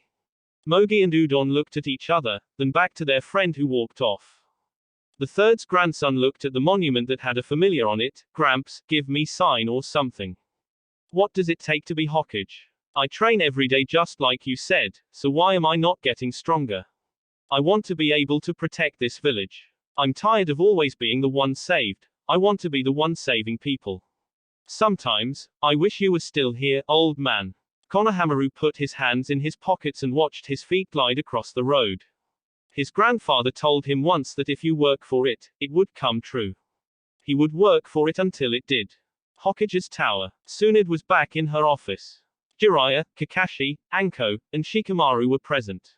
Jiraiya, who was standing before, who was shocked for the most part. Why would he even help you by giving you that warning? I don't know. It's obvious that Aizu is on edge and wants Naruto taken down immediately. He even sent his Black Ops squad after him. I don't know why Kun would tip us off, but he must have his motives. The Hokage informed him. Well, he did say Naruto and Sasuke were his measuring sticks. I don't know if that helps or not, but it might mean something, who knows. Kakashi finished the last part with a shrug. I couldn't care less about that. What I want to know is how does that Cloud Nin know about us? Anko stated. I don't know, but we need to re-evaluate our strategy. If he knows this much about Anko and me, who's to say what he knows about other Leaf Nins? Makes you wonder if he tried to collect data on the exceptionally gifted ninjas in this village. If this is so, then the Raikage will probably target a specific group, mostly the elites. Shikamaru pointed out. Tsunade shook her head. Possible, but not likely to happen. There will be too many ninjas fighting that a plan like that won't work. Shikamaru spoke once more, who said it would be during the exams. Everyone's eyes widened at this revelation. Tsunade hadn't thought of that happening. This would mean that her ninjas could get picked off during regular missions, and if the cloud covered it up well enough, no blame could be placed their way. This bastard really didn't make it easy for her. She would be sure to get him for that during the exams. I will issue a warning to all of my elite Chunin. Tsunade heard a knock at the door. Come in. A female Chunin entered. Tsunade-sama, I have a Fuma Sasam her to see you. Tsunade placed her hand on her chin. Fuma, oh, she's from that clan in Rice, please send her in. The girl with the tangerine-colored hair entered the room. She bowed to the Hokage before her. Hokage-sama, I come here by special request of the daimyo of Rice, well, the former daimyo. Anyway, he asked me to give you these documents. Official copies were sent out to you, the Lord of Fire Country, the Lord of Lighting Country, and the Raikage. Tsunade motioned for the girl to come to her. Kakashi, Anko, Jiraiya, and Shikamaru cleared a path for her to walk. She handed Tsunade the document. Tsunade knew that the Cloud would try to use the Fuma clan for their expertise, and the chances of that happening were very high. The Fuma clan resided in the region that Lightning now ruled. But, what if she could get him to join the Leaf? Sasum, your clan plans to remain where they are? No. No, we are heading out as soon as possible. I've met the Raikage before and that guy rubs me the wrong way. I will live in a land that he has no control over. You know as well as I do that the head of Lightning Country is nothing more than a puppet. Sasum said to the Hokage. Well, Konoha is always open to your clan. This would be a great home for a clan of shinobi currently without one. I think you all would be a great addition to the Leaf. Tsunade hoped the girl would relay that to her clan. Sasum spoke once more, sorry Hokage-sama, but if Naruto is any indication of how this village treats their own, I speak for my clan when I say thanks, but no thanks. In a shocked voice, you know, but how? Tsunade asked. Naruto and I are great friends. Even that perverted bastard over there is likable, when he's not being a pervert. Sasum caused Jiraiya to give her a sad look. I'm hurt, Sasum-chan, you would think that an old man would get more respect than that. You would get more respect, but I remember catching you watching me while I was bathing a couple of years back. Sasum said while clenching her fist. Tsunade cut her eye at Jiraiya, which caused him to pale. Tsunade just shook her head. Jiraiya would always be Jiraiya. She turned to Sasum, well, I guess we have no further business here. I'm curious though, where does your clan plan to go? We're not sure. We might go to Wave Country, Tea Country, or Nagi Island. Sasum answered. Shikamaru looked at the girl. Nagi Island, that island is part of Sun Country. Yes it is. Nagi Island is really beautiful. I hope that's where we settle, but ultimately, it is up to my family. Wave Country is also nice. I mean that place was a dump 6 years ago, now that place is booming. Sasum informed the group. Kakashi couldn't help but smile under his mask. The effect one person can make, eh Naruto? Tsunade turned to Shikamaru. Shikamaru, escort our guest out. Sasum, you take care of yourself, Godspeed. Sasum bowed, thank you Hokage-sama, likewise. Shikamaru escorted her out of the office, not before she gave Jiraiya a side glance that caused him to look away. Tsunade caught this, but Jiraiya disappeared, leaving smoke behind to cover his tracks. She then turned her attention to Anko, inform all Junin that they are to be extra cautious when on missions. This goes for you as well, Anko. Anko nodded, of course, Tsunade-sama. Anko walked out of the office, leaving Kakashi and Tsunade alone. Kakashi, who watched Anko leave, turned back to look at Tsunade. I think that Nin helped us because he wants Naruto to himself. I'm sure you came to this conclusion, but why does he want to fight Naruto? Tsunade didn't have any idea, I don't know, but he helped us more than he thought. One thing is for sure, we know that Bolt is within Fire Country, but I'm sure they will go undetected. They're looking for Naruto, but they won't find him. Naya has stayed off of the ANBU's radar all of these years, trust me when I say Bolt has next to no chance of finding her. The search is pointless. Although I am worried about Naruto, I have other things to worry about. Kakashi, I want you to be careful on missions. You're probably the best Junin I have and I can't afford to lose you. Go rest Kakashi, you have the week off. Kakashi pulled out his book and pulled a page from Jiraiya's book when he disappeared. Tsunade leaned back in her chair and placed her feet on the desk. Let's hope I'm right and they don't succeed where our Black Ops have failed at for so many years. 1 month later, a month passed and Hinata came a very long way. Naya couldn't help but feel proud. Hinata had exceeded all her expectations. The girl would be leaving tomorrow and heading back to the Leaf Village.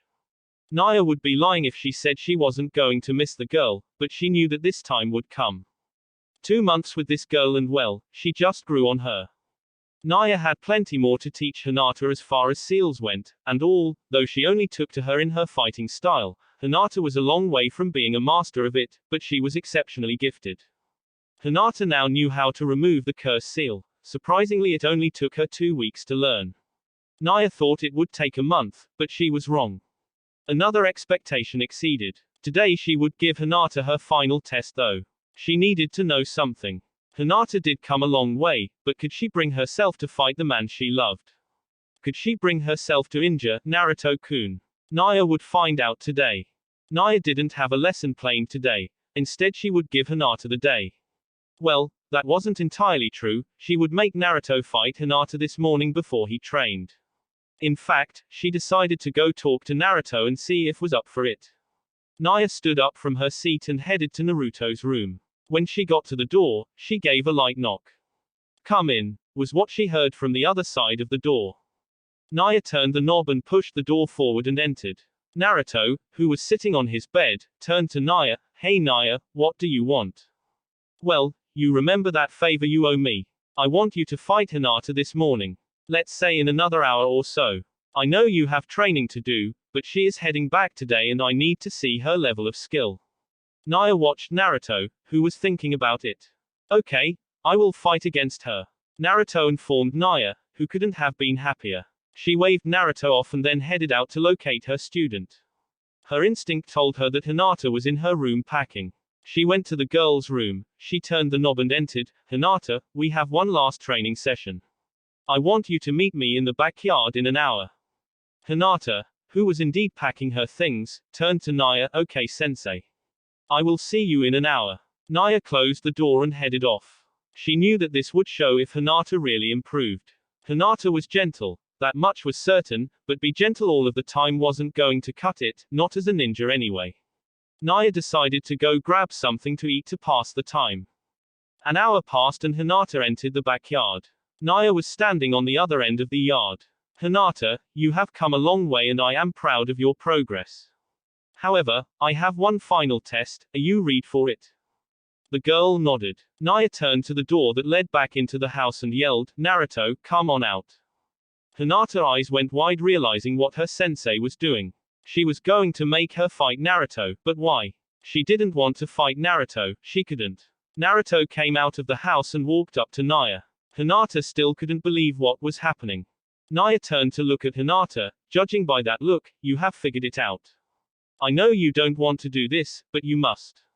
The fact of the matter is you're a Leaf Nin and Naruto here is a wanted criminal in 2 of the 5 great shinobi villages. He may not be an enemy to the Leaf now, but one day he could. If you were on a mission and you were confronted by him, could you bring yourself to fight and even possibly kill him?" Hinata started to stutter. I. Naya cut her off. "You have no choice Hinata. As a Leaf Shinobi, you made an oath to defend against all threats, foreign and domestic, did you not? The situation doesn't change because you know the person. You do your job and that is all to it. You're a shinobi, an excellent one if I must say, so start acting like it." Naruto slipped into a fighting stance. He could see Hinata didn't want to fight, but he understood what Naya was doing. "Hinata, you're a nice person, but don't think I will go easy on you. I don't expect you to go easy on me either. I saw you fight Neji, remember? That happened 6 years ago, but I'm sure you have improved. Don't hold back Hinata." Hinata still didn't want to fight Naruto. 1. She knew this was an uphill battle, and 2. This was Naruto-kun. But Naya was right, she was a Leaf Shinobi and there might very well be a time she would have to fight Naruto. She unwillingly slipped into her Juken stance. Once he saw she was ready, Naruto appeared in front of her and swung. Hinata countered with a block. She didn't want to hurt Naruto, but she knew she had the ability to stop him if he was this close. Sure, he was stronger, but even the strongest of people could be brought down by the Juken. She placed chakra in her index and middle finger and went to hit a spot on the forearm which she had blocked. Naruto instantly realized his mistake. Goddammit, I forgot. Hyuga Hinata, Hyuga being the key word. Hinata was surprised when Naruto grabbed her arm and twisted it to avoid being hit. He then swung her over his shoulder sending her in the air until she crashed into the ground. Hinata got up slowly. She realized that Naruto had the speed to react to her movement, but it was slower than what she saw from the Sasuke fight. He must have his seals on. Hinata had her seals activated as well. She slipped back into her Juken stance. Hinata's attention was broke when Naruto spoke. Stop playing and fight me, Hinata. Fight me with everything you have, because if you don't I'm going to put you in a critical state. I don't know why you're holding back, but I will not stand for it. I hate when people hold back on me. Come, let's get this over with. Hinata didn't want to fight Naruto, but she knew that she had no choice. Well, she did have a choice, but this fight meant so much. Naya-sensei, as she called her, was right. She cared for Naruto deeply and hurting him was something she couldn't do. But she also respected him and not fighting him with everything was disrespectful, especially to someone like Naruto who always gave everything he had. Hinata activated her Byakugan and prepared herself. Naya smiled. The look in Hinata's eyes was the same look Hinata had the first day they started their training. Hinata was serious and a serious Hinata was a dangerous person. Naya rubbed her shoulder, thinking about a past injury she obtained during one of their sparring sessions. Kaito walked out of the house to see what was going on. He walked up and sat next to Naya. So this is your final test. I must say you are a genius, my friend. Tell me something I don't know. She responded. God, you were never the humble one. Anyway, this should be interesting. But if I was a betting man I would put my money on Naruto. It's not about who is going to win. This is about Hinata becoming the beautiful flower that I know she can be. She may not be stronger than Naruto, but the girl is strong in her own right. She needs to be able to turn off her gentle nature at will. She is a ninja and she has to learn this. That was the true purpose of my training with her. Of course, I know she thinks it was to teach her the removal of the seal, but that only comes second to a person discovering who they are and what they can be. Naya informed the former missed swordsman. So, this was about confidence. Why give the long speech and not just say that? Always the one for dramatics, aren't you? Kaito pointed out. Naya ignored him and continued to look at Hinata who was fighting Naruto. I see you have become a beautiful flower, Hinata. Let the world see you and what you are made of. Hinata finally found an opening and hit Naruto in the chest. This sent him flying, causing him to land. Hinata caught herself from running over there. I have to stay. I can't worry about him. We are shinobi and this sort of thing happens all of the time. Just because it's Naruto-kun, the situation doesn't change. Naruto picked himself up and got back into a fighting stance. That was a good hit. Hinata was a little shocked, but how? You should be knocked out. What happened? How did you? Naruto gave her a smirk. Come on, Hinata, you saw my fight against Neji. The Juken is ineffective against me. Thank God I learned how to counter it without using the fox. That hit would have done me in. I'm being careless with her. I guess it's time to stop playing. Hinata spoke again. I didn't see your fight with Neji-Nisan, Naruto. I passed out during the match because of my heart condition. I guess the Juken will be ineffective from here on out. Hinata flew through hand seals and stopped at the tiger seal. She then performed a fire technique which caused Naruto to counter with a water jutsu. Naruto lost sight of Hinata through the smoke screen created from the clashing of their two jutsu. He heard a couple of shuriken coming from his left. He jumped over them. Hinata suddenly appeared on his right. Naruto had no time to counter and Hinata struck him hard on the side. She then landed on the opposite side. She was happy to score a hit on Naruto, but was shocked when he turned into mud. A bunshin. Hinata immediately cartwheeled out of the way as shuriken pierced the ground where she once stood. When she landed, her eyes went wide when she felt a pain in her stomach. Naruto was smiling, but it faded when Hinata looked up and returned the smile. The girl then popped out of existence in a puff of smoke. Naruto smiled at this. He grabbed a kunai from his holster and threw it at the tree. Hinata, who had her Byakugan activated, moved from the tree when she saw that an explosive tag was attached. She was surprised that it didn't explode when she landed. The wires attached to the shuriken and kunai heading her way wrapped around her body. In a matter of seconds, she was pinned to the tree. I guess this ends it, but you fought well, Hinata. Hinata didn't know why he thought it was over, she was just getting started. Hinata used her excellent chakra control to break the wires. When she was free, she did more hand seals and did a genjutsu that she learned from Kurenai. Naruto was now seeing multiple images of her and everything in the surrounding area. Naruto knew the purpose of the genjutsu, but like he told Asuma, genjutsu was just pointless. Hinata knew her chance was now. Naruto could counter her Juken. This was true, but if she was to put enough chakra into her strike, she could break the chakra that he used to shield himself. Hinata slipped into her stance. You're within range, Naruto-kun. Hinata was surprised when Naruto disappeared from view. The next thing she felt was pain in her neck. This caused her to drop to her knees. Naya, who was watching, saw all she needed to see. Hinata had passed, and she had passed with flying colors. Hinata turned to look at Naruto, who didn't even seem to break a sweat at all. How did you counter my genjutsu? Well, Hinata, I will tell you like I told Asuma, there is no genjutsu alive that will work on me. Well, that's not entirely true, but she doesn't need to know that. Naruto continued, I found a way to counter them all, but I am glad that you became serious. You just made a bad decision. I mean, if I sucked at genjutsu, then you would have had me. If I couldn't counter, I would have no idea which one was the real one. I'm curious, I thought that everyone in the Hyuga clan only used Juken. Naruto helped Hinata up off of the ground. When she was up, she rubbed her neck and then answered, it's true. We're required to learn other jutsu, but that's because as a shinobi, we must know about different techniques. However, we are to only use the Juken. It has proved effective and well, most can't counter it. You're an exception, Naruto-kun. I never saw anyone do what you did before, except Naya-sensei. I know the Juken has its limits, but father and the elders don't wish to see this. They believe that it's only weak, because the user is weak. Your father is an idiot, Hinata-chan, you are strong. You obviously had a plan, and I'm sure that if I didn't act quickly, I would have been in a heap of trouble. Naya walked up to the group. Well, it seems that you have what it takes, Hinata. I like how you adapted and you didn't depend on your Juken. So when are you leaving, Hinata? Probably in a couple of hours. She turned to Naruto. Naruto-kun, can you meet me in my room? I want to speak to you in private. Naruto didn't know what she had to tell him, but he nodded. Hinata headed for the house with Naruto in tow. Naya looked at the two go and couldn't help but be happy.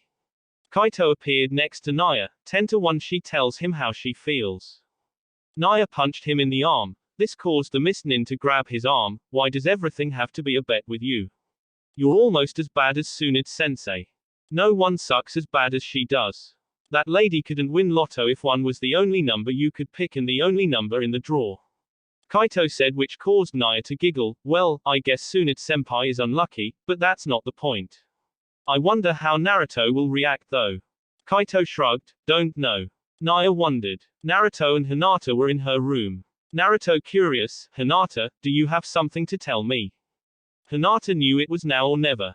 She gathered all of her courage and started, Naruto-kun, for as long as I could remember, I admired and respected you.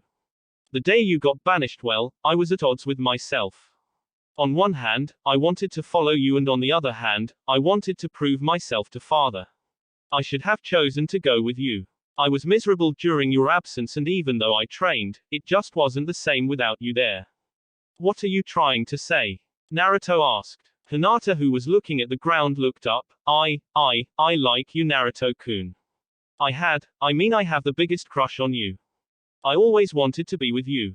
Since we were little, I saw how you were treated and you kept on going. I was too shy, and well, my shyness cost me my opportunity. I know you love Yumi and I would never do anything to come between that, but I felt that I needed to tell you how I feel. Naruto was clearly surprised. He started to laugh. Hinata thought he was about to be cruel until he said, I thought the reason you always turned red and became quiet whenever I talked to you was because you were weird. I didn't know you liked me. Hinata was relieved, but disturbed at the same time. She was glad she came out and told him her feelings, but she was disturbed that he called her weird. Naruto continued, you were always so quiet when I came around, and well, you would always look at me and look away. I always thought that was weird, but I guess I was too young and too stupid to figure it out. Naruto's smile transformed into a serious gaze, but it's like you said, I love Yumi. I'm sorry that I can't return your feelings the way you would like, but I can be your friend Hinata. That's all I can offer Hinata. Hinata understood, I understand perfectly. I don't want to ruin your happiness, but I just had to tell you how I felt. Naruto smiled, understanding that too. He was where she was once, but unlike Sakura, he let Hinata down easy. Well, I better get going. I will see you before you leave, Hinata. Naruto walked to the door, but Hinata's voice stopped him. Naruto-kun. Naruto looked at the girl waiting. Yes. Never mind. I will see you before I leave. Naruto nodded, then exited Hinata's room. Hinata couldn't help but feel sad, but at the same time happy. Sure, she wouldn't get Naruto, but she was happy to have that weight off of her chest.